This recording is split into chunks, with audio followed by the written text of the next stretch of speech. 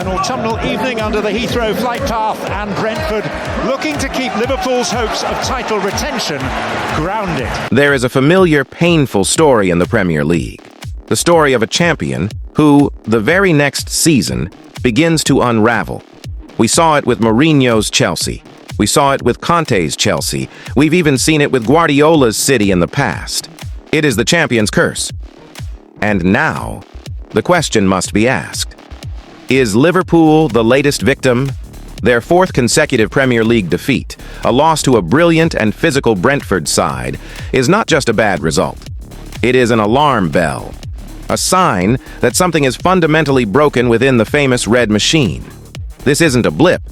It's starting to look like a crisis. To understand this defeat, you have to understand that Brentford didn't just win. They executed a perfect plan. They knew the blueprint.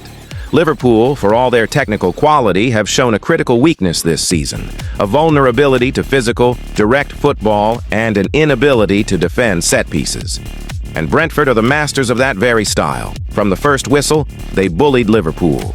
They were more aggressive, they won every second ball, and they turned every corner and long throw-in into a moment of pure chaos for the Liverpool defense. The first two goals were a testament to this strategy. They weren't goals of intricate beauty, they were goals of brute force and intelligent exploitation of a known weakness. Liverpool knew what was coming, but they were completely powerless to stop it. They were physically and tactically outfought. But this loss wasn't an isolated incident. It was a symptom of a deeper malaise, a confirmation of a series of alarming patterns that have been emerging all season. For the sixth consecutive match in all competitions, Liverpool have conceded the first goal. They are a team that is constantly having to chase the game, a sign of a shocking lack of concentration and intensity from the start. And what about the superstars? Even the king, Mohamed Salah, who got his goal, looks like a shadow of his former self. His overall performance was poor, his influence on the game minimal. When your most reliable player is struggling, you know the problems are deep. This is a team that seems to have lost its confidence, its identity. The new signings are struggling to adapt, and the established veterans are failing to lead. And perhaps the most worrying conclusion from this is a tactical one. Is Liverpool being left behind?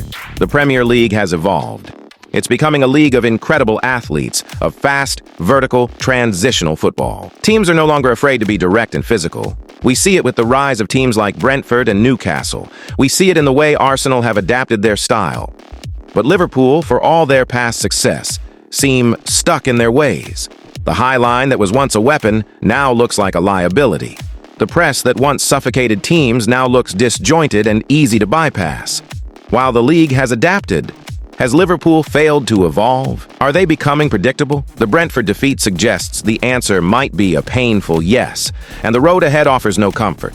The fixtures are relentless. Next, they face a tricky Crystal Palace, then a high-flying Aston Villa, and then the ultimate test against Manchester City.